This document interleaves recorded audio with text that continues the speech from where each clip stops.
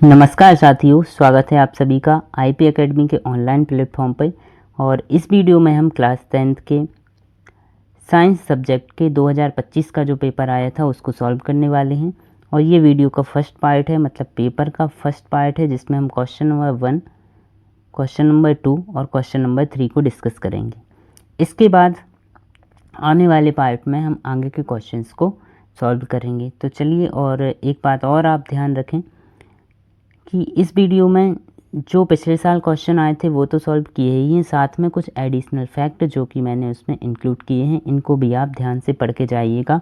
हो सकता है इस साल के पेपर में इस टाइप के क्वेश्चंस आपको देखने को मिल जाएं। तो चलिए शुरू करते हैं हमारा पहला क्वेश्चन।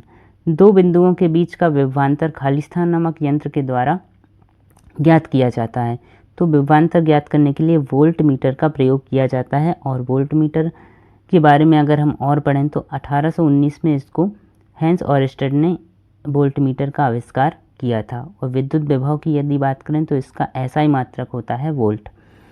और किसी भी परिपथ में विद्युत का चालन कैसे होता है, तो किसी भी परिपथ में विद्युत का चालन दो विभव के बीच जो अंतर होता है उससे होता है। अगले क्वेश्चन को हम देखते हैं। हमारा नेक्स्ट क्वेश्चन है, प्रकाश के अवयवी वर्णों में विभाजन को खालिस्तान कहते हैं। तो प्रकाश जो होता है श्वेत प्रकाश, इसके लिए एक प्रिज्म से गुजारा जाता है और प्रिज्म से गुजरने के बाद एक पर्दे पर अगर इसका प्रतिबिंब प्राप्त किया जाए तो इसको हम वर्ण विक्षेपण कहते हैं। और हमें 7 कलर देखने को मिलते हैं जो उसके अवयव। इन 7 कलर में बैगनी, जामुनी, नीला, हरा, पीला और नारंगी लाल रंग होता है, जिसे हम बैजानी हपीनाला से याद रख सकते हैं। अगला क्वेश्चन है, किसी दर्पण में आप चाहे कितनी भी दूरी पर खड़े हों, आपका प्रतिबिंब सदैव सीधा प्रतीत होता है। तो ऐसा कौन सा दर्पण हो सकता है जिसमें प्रतिबिंब हमेशा सीधा प्रतीत होता है? तो ये समतल दर्पण और उत्तल दर्पण, दो ऐसे दर्पण हैं जिनके द्वारा बनने वाला प्रतिबिंब हमेशा सीधा होता है। और समतल दर्पण द्वारा जो बनता प्रतिबिंब है वो वस्तु के आकार का ही होता है, मतलब सेम टू सेम वस्तु के जैसा होता है तथा आभासी होता है। अगले क्वेश्चन को हम देखते हैं। DNA का वह भाग जिसमें किसी प्रोटीन संश्लेषण के लिए सूचना छिपी होती है, इसे हम जीन कहते हैं। और जीन क्या है? अनुवांशिक की इकाई है जो एक पीढ़ी से दूसरी पीढ़ी में लक्षणों को स्थानांतरित करती है। अगला क्वेश्चन है, खालिस्तान में अलैंगिक जनन मुकुलन के द्वारा होता है। तो हाइड्रा एक ऐसा जीव है जिसमें अलैंगिक जनन होता है और मुकुलन के द्वारा होता है। अगला है, ग्रंथि, खालिस्तान ग्रंथि द्वारा वृद्धि हार्मोन स्रावित होता है। तो पीयूष ग्रंथि है जिससे वृद्धि हार्मोन निकलता है जो कि हमारे शरीर की वृद्धि के लिए आवश्यक होता है। आगे हम देखते हैं जो हमने पढ़ा था हाइड्रा में मुकुलन। तो हाइड्रा में जो मुकुलन है वो इस डायग्राम में उसे दिखाया गया है। इसमें क्या है, ये एक हाइड्रा है और इस हाइड्रा से यहाँ पे आपको दिख रहा होगा ये एक ऐसे मुकुलन इसकी निकली हुई जिसे हम मुकुल कहते हैं। और ये एक शाखा टाइप की निकलती है जो कुछ समय बाद बड़े होकर क्या होती है, एक पूर्ण जीव का निर्माण करती है।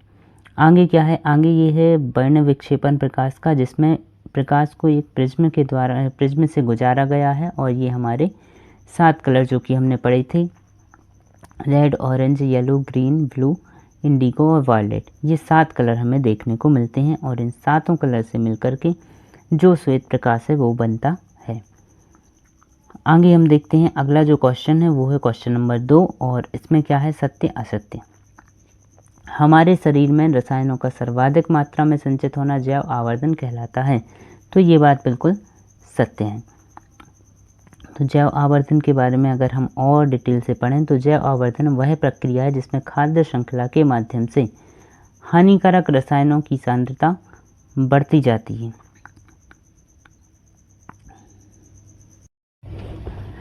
अगला क्वेश्चन है, हरे विद्युत रोधन वाला तार विद्युतमय तार होता है। तो जो हरा तार होता है ये विद्युतमय तार नहीं होता है। ये जो कि अर्थ वायर होता है, जो पृथ्वी के जो अर्थ वायर होता है इसे बोलते हैं हरा तार। और लाल या भूरे रंग का जो तार होता है वह विद्युतमय तार होता है। आगे हम देखते हैं कि हरे रंग का विद्युत रोधन तार आमतौर पर भू संपर्क तार होता है, जबकि विद्युतमय तार लाल भूरे रंग का होता है। आगे हम बात करते हैं प्रतिरोध का एसआई मात्रक ओम है। तो प्रतिरोध का एसआई मात्रक बिल्कुल ओम है और ये एकदम सत्य बात है। अगला क्वेश्चन है, निकट दृष्टि दोष को उत्तल लेंस के द्वारा संशोधित किया जाता है। तो निकट दृष्टि दोष के लिए उत्तल नहीं अवतल लेंस का प्रयोग किया जाता है, इसलिए यह असत्य बात होगी। अगला हमारा क्वेश्चन है, विरल माध्यम में प्रकाश की चाल सघन माध्यम की अपेक्षा अधिक होती है। तो विरल माध्यम मतलब जहाँ पे भीड़भाड़ कम हो वहाँ पे प्रकाश की चाल अधिक होगी। भीड़भाड़ कम से मतलब क्या है कि जहाँ पे धूल के कण कम हो, एकदम विरल माध्यम हो, दूर दूर हो सब कुछ, तो उससे क्या होगा, प्रकाश तेजी से गति करेगा। इसलिए प्रकाश की जो चाल है वह विरल माध्यम में अधिक तथा सघन माध्यम में कम होती है। अगला हमारा क्वेश्चन है, असंतृप्त हाइड्रोकार्बन से सामान्यतः स्वच्छ ज्वाला निकलती है। तो असंतृप्त हाइड्रोकार्बन क्या है, वह हाइड्रोकार्बन जो हाइड्रोजन और कार्बन से मिलकर बने यौगिक जिसमें कार्बन और कार्बन के बीच में या तो डबल बॉन्ड होगा या ट्रिपल बॉन्ड होगा, इसको हम असंतृप्त हाइड्रोकार्बन कहते हैं। तो इनको जब जलाते हैं हम तो क्या स्वच्छ ज्वाला निकलती है? तो बिल्कुल भी नहीं निकलती। इसमें क्या होता है, काले रंग की ज्वाला निकलती है। तो असंतृप्त हाइड्रोकार्बन के दहन से अक्सर काले धुएं वाली पीली ज्वाला निकलती है, क्योंकि इनका पूर्ण रूप से दहन नहीं हो पाता है और स्वच्छ ज्वाला संतृप्त हाइड्रोकार्बन से निकलती है। अगले क्वेश्चन को हम देखते हैं। अब जो क्वेश्चन नंबर 3 है, इस 3rd क्वेश्चन में हमारे लिए सही जोड़ी मिलाने आई हुई थी पिछले साल। तो सही जोड़ी के ये डायरेक्ट आंसर ही लिखे गए हैं। तो सबसे पहली जो थी वो थी ऑक्सीजनित रक्त। तो ऑक्सीजनित जो रक्त है इसकी सही जोड़ी हम मिलाएंगे किससे, धमनी से। इसके बाद अगला जो था वो था विऑक्सीजनित रक्त। तो यह इसमें सिराओं में पाया जाता है हमारी। फिर इसके बाद है द्विलिंगी पुष्प। द्विलिंगी पुष्प कौन सा है, गुड़हल का है। एक लिंगी पुष्प कौन सा है, पपीता में होता है। संतरा, इसमें संतरे में सिटिक अम्ल या सिटिक एसिड पाया जाता है। और चींटी का रंग, तो इसमें मेथेनोइक अम्ल पाया जाता है। तो दोस्तों ये थे हमारे क्वेश्चन नंबर 1, 2 और 3। आगे के क्वेश्चंस देखने के लिए वीडियो को शेयर करें, लाइक करें तथा आप अपने दोस्तों में भी शेयर करें और चैनल को सब्सक्राइब करें, जिससे कि आप आने वाले वीडियोस बाकी के सारे देख सकें। और आप कमेंट करके हमें ये भी बता सकते हैं कि आपको कौन से टॉपिक में प्रॉब्लम होती है, तो उस टॉपिक रिलेटेड वीडियो भी मैं बनाने की पूरी कोशिश करूँगा और आपकी पूरी हेल्प हो जाए।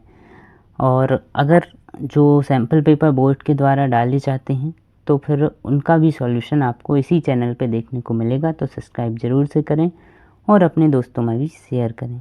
Thank you so much.